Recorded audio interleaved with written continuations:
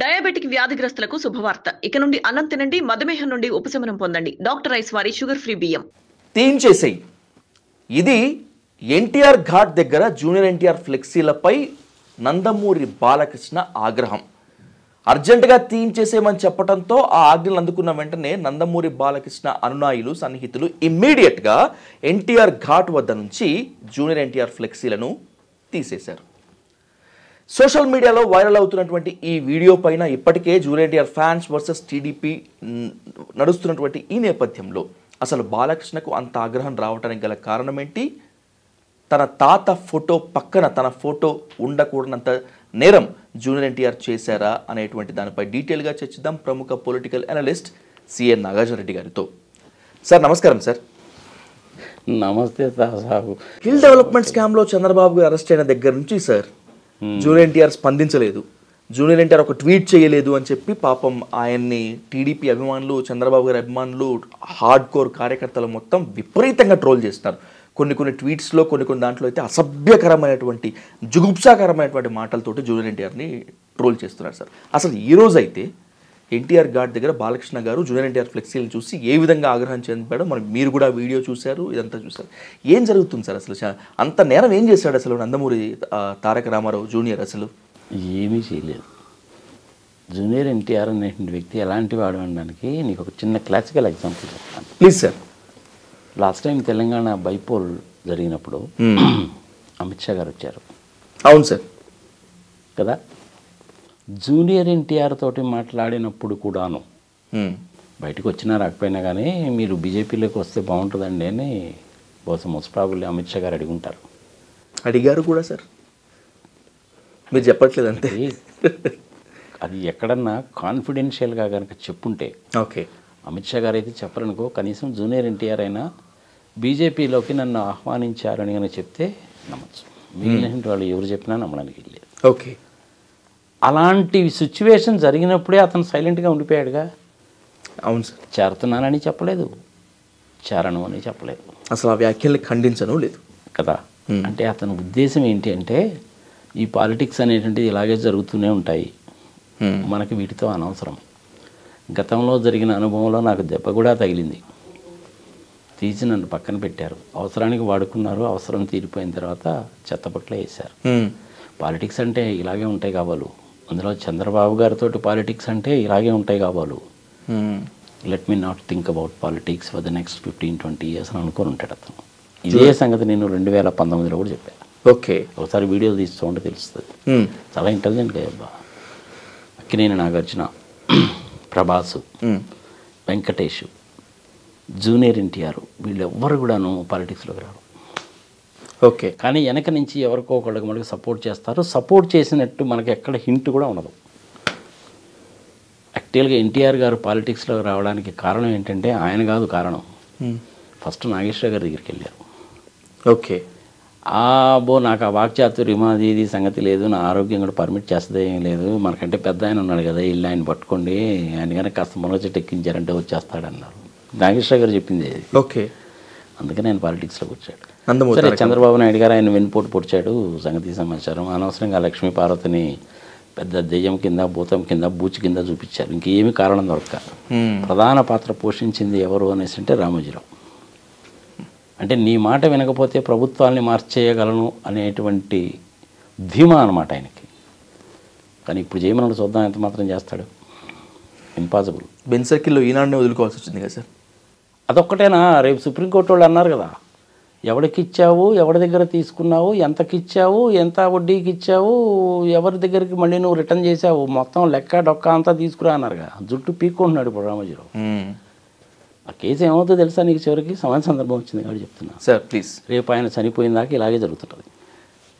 రేపు చనిపోయిన తర్వాత ఏమంటారంటే మనిషి చనిపోయాడు కదండి, ఇంకేంది రండి, ఇంక 2 సంవత్సరాలు జైలు శిక్ష అని చెప్పి ఆ సెక్షన్లో రాశారు, ఇంక చనిపోయింది ఆడికి జైలు శిక్ష ఏమేస్తామని తీసేస్తారు. ఓకే, ఆయన డబ్బులన్నీ పే చేశానన్నాడు, లెక్కడొక్క ఏదో పెట్టాడు కదా చూస్తున్నామని అంటారు. అందులో ఒక 700 కోట్లు 800 కోట్లు మీరు చెప్పినటువంటి వాళ్ళ పేర్లు లేవండి, సంగతి సమాచారము, ఇంకా తప్పదండి అంటారు, ఆస్తులు జప్తు చేస్తారు. అది జరగబోయేది అల్టిమేట్గా సుప్రీంకోర్టులో. Okay sir. జూనియర్ ఎన్టీఆర్ విషయంకి వస్తే పాలిటిక్స్లోకి రాడు. Okay sir. ఏ పార్టీలోనూ జాయిన్ కాడు, అలాగని సొంతగా పార్టీ కూడా పెట్టడు. ఎవరు ఎన్ని ట్రోల్స్ చేసినా ఎన్ని అబద్ధాలు చెప్పినా ఎంత మునగ చెట్టు ఎక్కించి కింద నరికేద్దామని చూసినా మనిషి చెల్లించేవాడు కాదు. రుచి చూశాడు కదబ్బా పాలిటిక్స్ అంటే ఎట్టుంటాయో. అవును. ఎందుకు వస్తాడు ఆయన? రాడు, పాలిటిక్స్లోకి రాడు. Take it granted form. ఈ సంగతి నేను ఇప్పుడు చెప్పడం కాదు, 2019లో కూడా చెప్పాను, వీడియోలు తీస్తూ ఉంటే తెలుస్తుంది. దయచేసి జూనియర్ ఎన్టీఆర్ని మన లోకేష్ బాబుతో కూడా కంపేర్ చేయకండి. జూనియర్ ఎన్టీఆర్ నిలుపు, నిదానము, నిబద్ధత, నీతి, నిజాయితీ, న్యాయము, ధర్మము ఉన్నటువంటి మనిషి.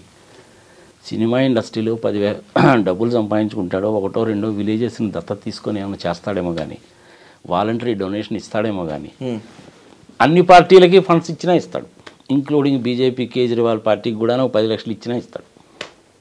అందరితోటి చక్కటి రిలేషన్లు మెయింటైన్ చేసుకుంటాడు. మంచి యాక్టర్ కింద ప్రొఫెషనలిస్ట్గానే ఉంటాడు అతను. పాలిటిక్స్లోకి రాడు. ఆ ఎన్టీఆర్ ఘాటు దగ్గర జరిగిన దానికి ఒక పక్క ఎన్టీ రామారావు ఫోటో ఇలా మేసం తిప్పుతూ, ఇంకొక పక్క ఏమో ఇతను కూడా మేసం తిప్పుతూ ఉన్నాడు ఫోటో, మధ్యలో మళ్ళీ చంద్రబాబు నాయుడు ఫిగర్ ఎందుకో నాకు అర్థం కాల. అలా పెట్టినా కానీ అతని దగ్గర నుంచి రియాక్షన్ లేదు అంటే అర్థం ఏంటంటే కూల్గా కామ్గా ఉండే మనిషిని ఒక అర్థం. ఇవన్నీ థర్డ్ క్లాస్ ఫెలోస్ ఏదో చేస్తుంటారులే అనేటువంటిది ఇంకొక అర్థం. కానీ ఏ అర్థం మీరు తీసుకుంటారనేది అది మీ ఇష్టం. అతని మనసులో ఏముందో మటుకు మనకు తెలియదు. అవును సార్. ఇవన్నీ కూడా పట్టించుకోడు. ఏదో పోనీలే అంటా ఉంటారు, ఎందుకు వచ్చిన బాధ, నా పని ఏదో నేను చేసుకోక అని అనుకుంటాడు. ఎందుకింత ట్రోలింగ్, ఎందుకింత నేరం చేశాడు సార్? ఫ్లెక్సీలు తీయాల్సిన అవసరం ఏముంటుంది బాలకృష్ణ గారికి అసలు? ఇప్పుడు రెచ్చగొట్టడం. ఓకే, ఇప్పుడు మన బాలకృష్ణ ఉన్నాడు అనుకోండి, చుట్టుపక్కల జనాలు చేరి రెచ్చిపోయారనుకోండి, గందరగోళం చేస్తే వాళ్ళని కొట్లన్నా కొడతాడు. ఐ మోడీ, హిందీ సిక్లేవు, తెలుగు సిక్లేవు, అడ్డీ తోడు దొంగ, క్యా కామ్ కర్ రహా హై తూ, అది ఇదని మాట్లాడతాడు. మనుషులు రెచ్చగొడతాయి. కానీ జూనియర్ ఎన్టీఆర్ ఆ టైపు కాదు. మరి లోకేష్ బాబుని తీసుకున్నాం అనుకో, రెచ్చగొడితే కాసేపు రెచ్చిపోతాడు, మళ్ళీ ప్రశాంత్ అత్త అంటాడు, ఏదేదో మాట్లాడతాడు, ఎర్ర పుస్తకం అంటాడు, ఆ పేర్లు రాసుకున్నాను అంటాడు, అది అంటాడు, ఇది అంటాడు, సంగతి సమాచారం. కానీ ఒకసారి నిజాలు కూడా చెప్తాడు. పవర్ షేరింగ్ లేదో, డిప్యూటీ ముఖ్యమంత్రి లేదు, మేము ఎన్ని సీట్లు ఇస్తే మీరు అన్ని సీట్లు తీసుకోవాలి, మీరేమి కండిషన్లు పెట్టకూడదు, మా పార్టీ వాళ్ళు ఎవరు మీకు ఓటేయరు, కానీ మీ వాళ్ళందరూ మటుకు మాకు ఓటేయాలి. ఎవడన్నా ఒప్పుకుంటాడా? బుద్ధి జ్ఞానం ఉన్నాడు ఎవడన్నా ఒప్పుకుంటాడో చెప్పి ఇలాంటి దిక్కుమాలి స్టేట్మెంట్లు ఇస్తే. అవును సార్. జూనియర్ ఎన్టీఆర్ని అంత చేటు ట్రోల్ చేయాల్సిన అవసరమే లేదు. భార్య పిల్లలతో సుఖంగా సినిమాలు చేసుకుని అతను బతికేదో అతను బతుకుతున్నాడు. చెప్పేవాడైతే ఎప్పుడో చెప్పేవాడు, కానీ చెప్పాలనే ఇంట్రెస్ట్ అతనికి లేదు. అలాంటప్పుడు అదే పని ట్రోల్ చేసి నువ్వు ఎంత మునగజెట్టు ఎక్కించి ఆవేశపరిచినా కానీ అతను ఆవేశపడేవాడు కాదు. అవును. ఎన్టీఆర్కి జూనియర్ ఎన్టీఆర్కి చాలా తేడా ఉంది. Okay sir. Lokesh Babu junior NTR ముందు దేనికి పనికిరాడు. ఎందుకని సార్? చంద్రబాబు నాయుడిని కేర్ చేయడు సార్. లాస్ట్ టైం యోగళంలో మధ్యలో ఒక ఇష్టాగోష్ఠి ముఖాముఖి లాంటిది పెట్టారు నారా లోకేష్ గారితో. దాంట్లో ఎవరో పాపం ఒక ఔత్సాహికుడు అడిగినప్పుడు ఖచ్చితంగా జూనియర్ ఎన్టీఆర్ గారు లేదంటే ఇంకా కొంతమంది రాజకీయాల్లోకి రావాలని ఆహ్వానిస్తున్నానని చెప్పి అన్నారు లోకేష్ గారు. బహుశా ఆయనకి ఇష్టం ఉండే అన్నారేమో ఆ మాట. కాదు, చుట్టుపక్కల జనాలు అనిపించారు అంతే. ఓకే, రావడానికి సంగతి వాళ్ళకి తెలుసు, పోవాలనే ఇంటెన్షన్ ఇతనికే లేదు. పోతే ఏమవుతుంది నా పరిస్థితి అనేటువంటిది ఇంతకుముందు చూశాడు. ఇంకెందుకు వస్తాడు చెప్పు? అనుభవం జరిగిన తర్వాత ఇంకెందుకు వస్తాడు చెప్పు? రారు కదా. Take it granted. మళ్ళీ ఒకసారి చెప్తున్నా, ఇవన్నీ కూడా ఏమి కేర్ కూడా చేయడు. అసలు నాకు వినపడలేదు అన్నట్టుగా వెళ్ళిపోతాడు. సినిమాల్లో చక్కగా యాక్ట్ చేసుకుంటాడు, 10 రూపాయలు సంపాదించుకుంటాడు, భార్య పిల్లలతో సుఖంగా ఉంటాడు, వాలంటరీ ప్రోగ్రామ్ ఏమైనా టేకప్ చేస్తే టేకప్ చేస్తాడు, పొలిటికల్ పార్టీలకు అన్నిటికి కూడా డొనేషన్ ఇస్తాడు. ఇంకా ఏమైనా చెప్పాలా నీకు? Sir is an excellent professional అబ్బా. Good sir. మీకు జూనియర్ ఎన్టీఆర్ గారితో సాన్నిహిత్యం ఉంది, వాళ్ళ ఫ్యామిలీతో సాన్నిహిత్యం ఉంది కాబట్టి మీరు ఇంత పర్ఫెక్ట్గా చెప్పదలుచుకున్నారు. దీన్నే ఇంకాస్త ఎలాబొరేషన్ చేస్తే సార్, ఈ ఘటన పైన స్పందించారు కొడాలి నాని గారు. నాని ఏమంటారంటే 100 మంది చంద్రబాబులు, 100 మంది నందమూరి బాలకృష్ణలు వచ్చినా కూడా జూనియర్ ఎన్టీఆర్ ఢీ కొట్టలేరు, వాళ్ళ వల్ల కాదు అని చెప్పి నానిగారి స్టేట్మెంట్. అయినా వెన్నుపోటు పొడిచినటువంటి వాళ్ళకి జై కొట్టేటువంటి వాళ్ళకి జూనియర్ ఎన్టీఆర్ విలువేం తెలుస్తుంది అనేటువంటి కామెంట్ కూడా చేశారు. నిజమేనా ఈ రెండు? కరెక్ట్గా మరి ఆయన మనసులో ఉన్నమాట చెప్పాడు. మీరు ఎప్పుడైనా ఒకటి గుర్తుపెట్టుకో, కొడాలి నాని జేసీ దివాకర్ రెడ్డి మనసులో ఏదో ఉంచుకోరు. ఓకే. ఉన్నదన్నట్టు ఏంట్రాంగా చెప్పేస్తారు. అవును.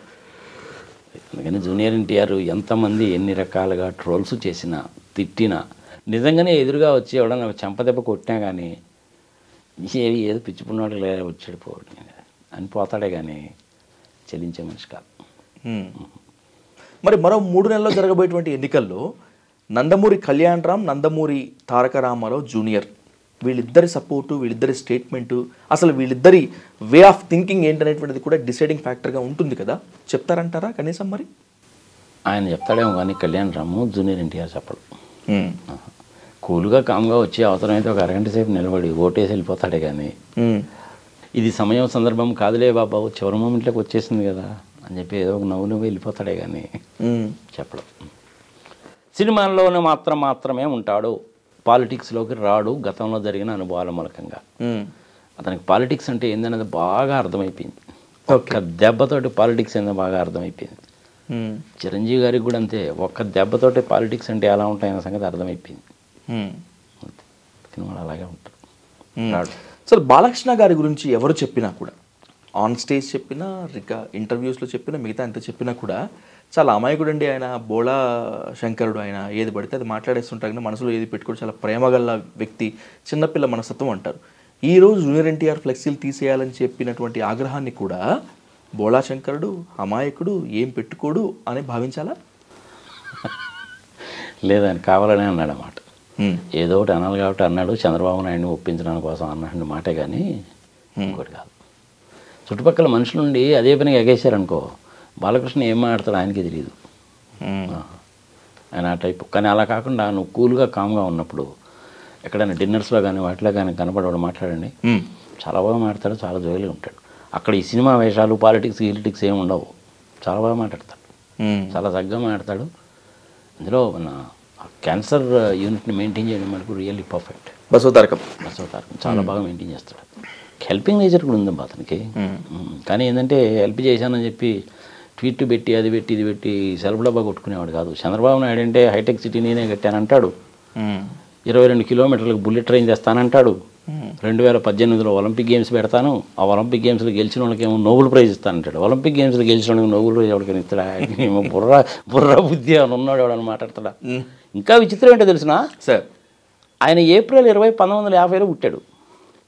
స్వతంత్ర పోరాటంలో పాల్గొన్నానంటాడే. అలాంటి చంద్రబాబు నాయుడు తోటి పోల్చుకుంటే బాలకృష్ణ బెటరు. బాలకృష్ణతోటి లోకేష్ బాబుతో కనుక కంపేర్ చేసుకుంటే జూనియర్ ఎన్టీఆర్ 1 lakh టైమ్స్ అనమాట. Even Brahmani is better than Lokesh.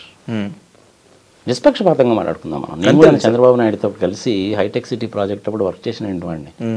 గజము 1245 rupees per గజం గవర్నమెంట్ రేట్ అది. జయప్రకాష్ నారాయణ గారు ఎండి, హనుమాన్ చౌదరి గారు అడ్వైజరు, అంకయ్య చౌదరి గారు ఎస్టీపీ డైరెక్టరు. అంకయ్య చౌదరి గారు ఐఐటి ఖరగ్పూర్ ఆయన. మన తెలుగువాడు అయితే బాగుంటుందని పివి నరసింహారావు స్కీమ్ తీసుకొచ్చి ఇక్కడ పెట్టాడు. I was there as an internal auditor. So అందుకని నాకు ఈ విషయాలన్నీ కూడా తెలుసు. మోహన్ రావు గారు ఒక ఇంజనీర్ కూడా ఉండేవాడు అప్పుడు. మంచి టీం అది actually. Okay sir. So Chandrababu Naidu వ్యవహారం అంతా వేరే ఉంటుంది.